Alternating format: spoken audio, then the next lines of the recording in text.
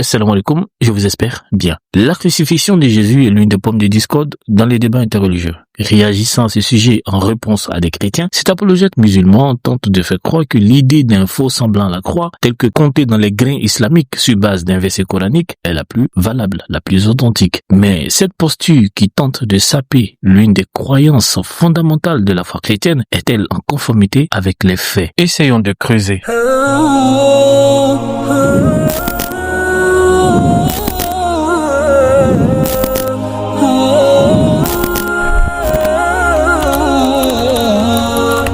Nous allons écouter chacune des interventions d'Ismaël Al-Hanifi et nous allons les réfuter les unes après les autres. Top, c'est parti. Assalamu alaikum, bonjour et bienvenue à tous. Jésus a-t-il été crucifié? Avons-nous des preuves de cette...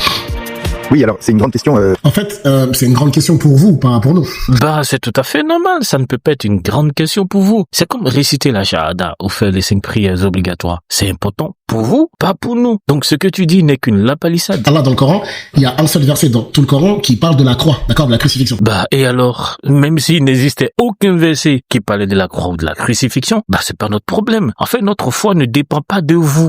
Donc en fait, c'est un grand sujet pour vous parce que c'est vous qui en avez fait un grand sujet, mais Jésus n'en a jamais fait un grand sujet, ça n'existe pas. Jésus n'a jamais conditionné le paradis par sa mort, ça n'existe pas. Et Jésus n'a jamais relié la crucifixion avec la rédemption. Ça n'existe pas dans les évangiles. Vous pouvez feuilleter, ça n'existe pas. Oui, je suis totalement d'accord avec lui. Ça n'existe pas dans l'évangile de Barnabé fabriqué par les musulmans. Mais dans ceux du Nouveau Testament, ça existe bel et bien. Ce monsieur, il confond en fait deux choses. Le déni de l'évidence avec l'absence d'évidence. Ce n'est pas en se répétant à soi-même Ça n'existe pas. que ça ne va pas exister, puisqu'en vérité, tout le Nouveau Testament parle en partant de l'évangile de Matthieu à l'Apocalypse, en passant par le livre des Actes et les lettres des apôtres. Il n'y a aucun doute là-dessus. Évidemment, pour un musulman zélé comme lui, qui part du postulat selon lequel la question n'est pas importante pour eux, il ne peut que faire une lecture sclérosée, biaisée et rétrograde des textes bibliques, avec des lunettes noyées dans un islam sunnite qui s'agrippe à sa tradition. Jésus, il a été formel, car le Fils de l'homme, c'est-à-dire lui-même, est venu non pas pour être servi, mais pour servir et donner sa vie comme la rançon de plusieurs. La deuxième des choses, c'est que la crucifixion, c'est pas réellement le but de votre prédication. Parce qu'admettons, demain, quelqu'un vient, un historien ou quelqu'un vous dit, effectivement, je crois que Jésus est mort crucifié. D'accord? Vous n'allez pas le considérer sauvé pour autant. Pourquoi? Parce que pour vous, il faut considérer qu'il meurt pour une raison. Parce que dans le christianisme, pour ceux qui ne savent pas, le christianisme, ça repose sur la mort de Jésus. Donc en fait, c'est ça qui est intéressant dans la vidéo, c'est que ils essaient de dire que les musulmans sont des égareurs, des innovateurs, des menteurs, on va se le dire clairement. Mais en fait, ils expliquent pas réellement le pourquoi du comment. C'est ça qui est astucieux. Mais en fait, en réalité, ce que vous nous reprochez aussi, c'est le fait qu'on ne croit pas en la rédemption. Parce que si demain, admettons, vous avez un juif qui dit, oui, effectivement, je crois que Jésus est mort crucifié. Vous n'allez pas l'accepter comme sauvé. Si un historien vous dit, effectivement, Jésus est mort crucifié, c'est le cadet de votre souci. Par contre, ce que vous voulez de cette mort, c'est l'aspect rédempteur. Parce que dans le christianisme, pour ceux qui savent pas, Jésus doit venir pour mourir pour les péchés de l'humanité. Sans la mort de Jésus, il n'y a pas de pardon. Sans la mort de Jésus, il n'y a pas de paradis. C'est pour ça qu'ils en font un élément aussi important et fondamental dans leur religion. Ce monsieur tombe à nouveau dans un amalgame grossier qui frise la naque intellectuelle. Il confond un événement historique avec une lecture ou une interprétation théologique de cet événement. Le fait que Jésus ait été crucifié ou mis à mort, cela relève de l'historicité. C'est factuel et cela est confirmé par plusieurs sources indépendantes. Que l'écrasante majorité des historiens y adhèrent est une chose, et que les chrétiens estiment que cette mort du Messie a une valeur rédemptrice et salvatrice, c'en est une autre. Faut pas mélanger les deux, même s'ils sont liés. Par exemple, quand des historiens affirment que Mohammed a réellement existé en Arabie et a prêché l'islam, ça c'est l'aspect historique. Aucun musulman, en commun Ismaël Al-Hanifi, ne vont déduire que ça suffit pour qu'une personne aille dans leur paradis. Bien au contraire, ils feront valoir qu'admettre cela est une bonne chose. Mais ça ne suffit pas pour mériter une place auprès d'Allah, car il faut croire que Mohammed était son dernier messager, faut obéir à ses enseignements à travers le Coran, les hadiths, pour les sunnites qu'ils sont, etc. Là, on n'est plus sur le terrain de l'histoire, mais de la théologie. Ismaël nage donc dans un raccourci fallacieux, car il sait pertinemment que c'est en remettant en cause la base historique de la crucifixion qu'il lui serait plus facile de rendre secondaire la discussion sur la théologie chrétienne du salut à travers la rédemption. Mais comme il sait que c'est difficile pour lui de le faire, alors il essaie d'inverser les rôles en disant oui, on va aller sur le terrain de la théologie, donc en rejetant la rédemption pour remettre en cause l'historicité de la crucifixion. Il confond, il mélange tout en fait.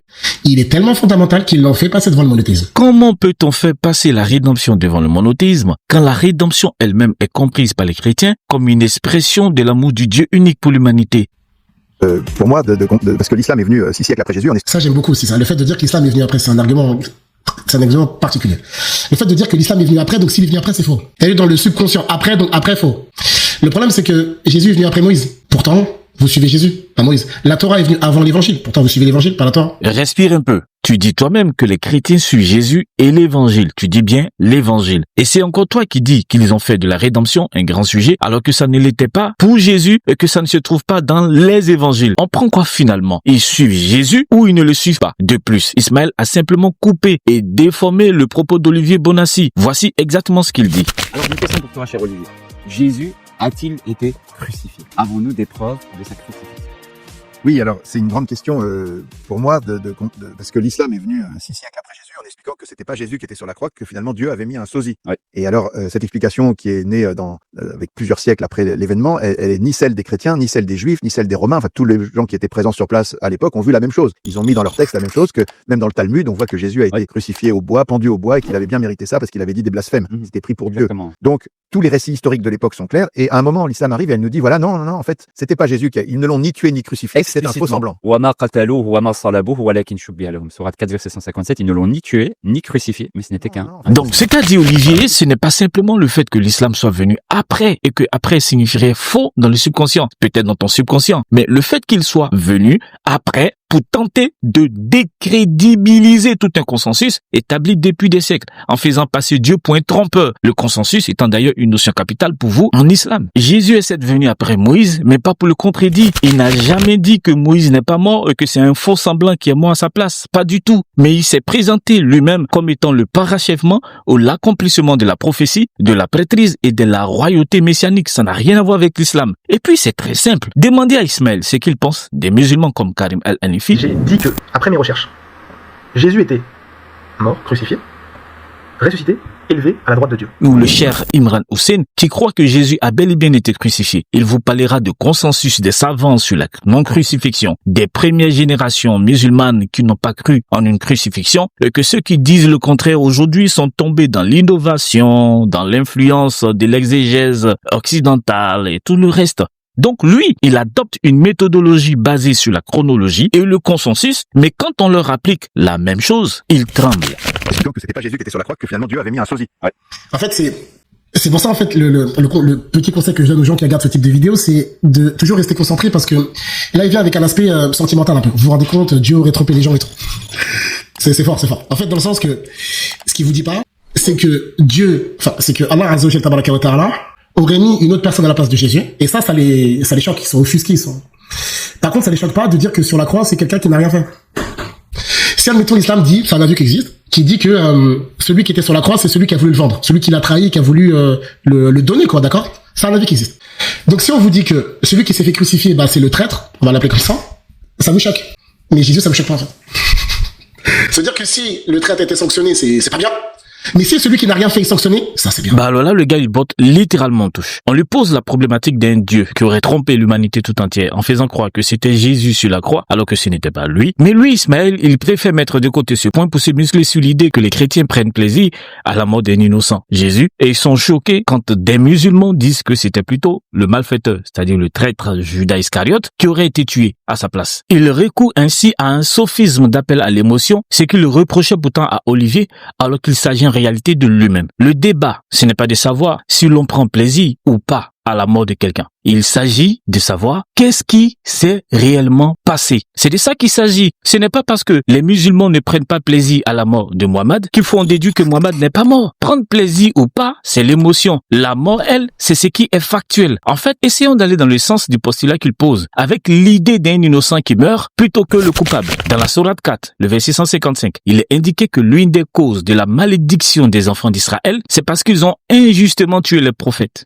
Puisque les prophètes sont innocents et que ceux qui les ont tués parmi les Banu Israël sont coupables, alors suivant la logique d'Ismaël, aucun des prophètes envoyés aux enfants d'Israël n'a été réellement tué. Ce sont plutôt leurs bourreaux qui complotaient contre eux qui sont morts à leur place. Dans cette logique, on en déduira que Jean le Baptiste n'a pas réellement eu la tête coupée, puisque c'était lui l'innocent, mais c'est plutôt celui qui voulait le décapiter qui a été décapité à sa place. Et les gens, ne voyant pas la ressemblance, ont cru que c'était Jean le Baptiste, alors que ce n'était qu'un faux semblant. Vous voyez comment ce raisonnement est tiré par les cheveux. Et c'est ce que Ismaël tente de servir en faisant appel à l'émotion. Si Jésus a été crucifié, ce n'est pas le plaisir que vont en tirer les chrétiens qui va changer le fait historique. Il est mort crucifié. Un point, un trait. C'est factuel. chose, avant de passer dans la suite de la vidéo, dites que c'est le sacrifice de Jésus qui vous intéresse et que l'islam n'est pas d'accord avec ça de base. Et que vous considérez que pour être sauvé, vous vous accrochez à la mort du Christ. C'est ça votre dogme. Votre dogme, vous voulez, vous attendez, vous espérez, vous vous réjouissez de la mort de Jésus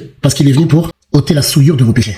Et c'est ça que vous êtes en train de reprocher. Ben non, ce qu'on vous reproche, c'est de vouloir falsifier l'histoire et de tenter de faire passer Dieu pour un magicien qui trompe non seulement la vigilance des ennemis de Jésus, mais aussi de ceux qui ont cru en son message et qui se sont livrés aux tortures, aux tourments, jusqu'à la mort, tout en témoignant de la résurrection du Messie. Voilà ce qu'on vous reproche. Pour son sacrifice rédempteur, on sait que plusieurs parmi vous sont dans le déni et malgré les preuves qui abondent dans les Écritures, vous préférez croire qu'embrasser ou toucher une pierre noire permet d'effacer vos péchés plutôt que le sang de l'agneau de Dieu. Vous n'avez qu'à vous en prendre à vous-même. Barakallahu fikum. Assalamu alaikum.